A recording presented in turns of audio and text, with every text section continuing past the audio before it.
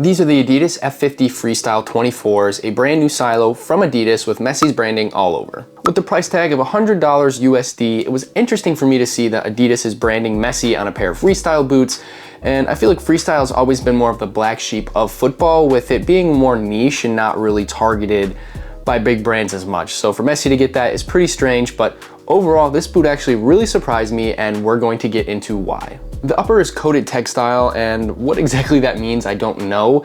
Adidas did not do a very good job at putting the tech specs out there. I was not able to see anybody even do any reviews on this boot yet, really, which could actually break down all the technology. So I don't know what coated textile is. I'm pretty sure it's this entire area right here, which is right around the 3 stripes area and comes down to the top of the toe box a little bit. But after that, I don't really know.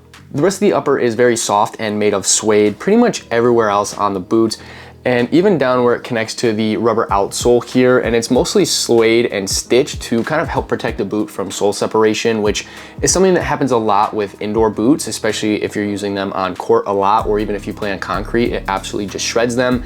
And for freestyle boots, I typically think of somebody, you know, either like playing pana in the street or something like that, so they're gonna be on concrete a lot, which is really gonna damage boots. So I think that's a good thing for anybody to add on a freestyle boot. The tongue itself is rather bulky, but it is plush and comfortable. It's definitely more responsive, and I feel like you're really able to feel the ball through the tongue, which is always what you want.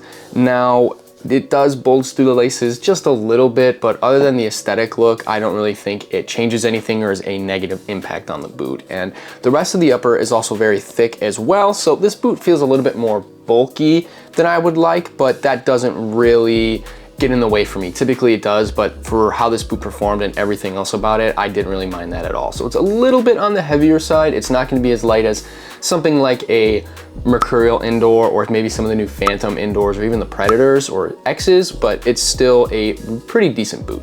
For this rubber outsole, you can see how dirty it is. That's what happens when you play on a 6-a-side field that's not well kept.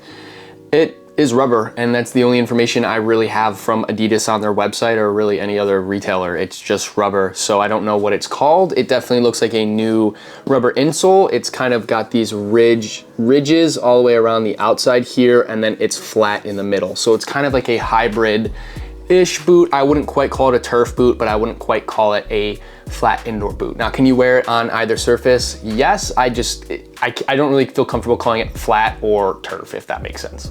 Now, I did wear these on concrete and I didn't have any sort of issues with slipping. It did round kind of the edges just a little bit, and I wore them a ton on turf. I didn't really feel like this sole plate was flat enough for me to slip on it like you would normally with a pair of futsal shoes.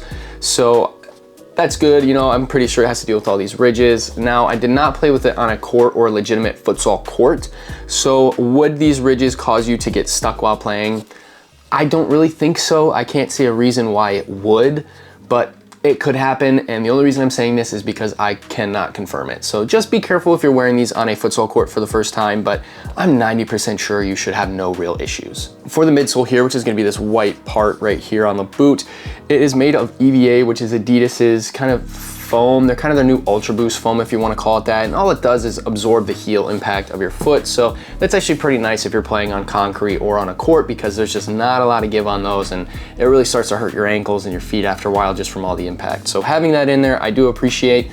I couldn't really notice it that much compared to something like the Air Zoom unit, but that's not really its job. You're not really supposed to feel it that much. So overall, I don't really think it made a big impact on me while I was playing. Like, I couldn't notice it, but I'm sure it did help to some degree.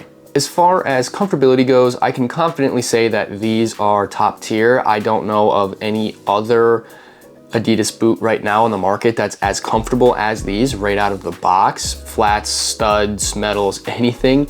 And that's just pretty impressive from Adidas. Lately, it feels like most brands have just been making garbage. So I'm glad that they have made these. I would equate them to the Street Gato. So for those of you who don't know, I love the Street Gato, and this is probably the equivalent from Adidas. And I would say they're both pretty neck and neck comfortability wise, especially right out of the box. So it does help that they have that nice suede lining on the inside of the boot. Now, there is no actual cushioning or pads that you see on outdoor boots or FG boots, but the heel still is pretty pliable, and I think we're seeing this as a trend for most boots from Nike and Adidas currently, and I'm okay with that. There's still a little bit of heel structure down here, but it's also a freestyle boot, so I think you're supposed to be able to kind of move around a bit more, so there's not as much structure in the boot, but that's okay. And like I said earlier, the tongue is pretty plush. You know, you have that EVA midsole here, so overall a very, very comfortable boot, and I didn't really have any issues or pain at all. I mean, I wore these right out of the box into a game like I usually do with boots, and they were great. So shout out to Adidas for that. As for size and fit, I went with my normal 9 US. I had no issues, no pain, anything like that. It was good for my wide feet.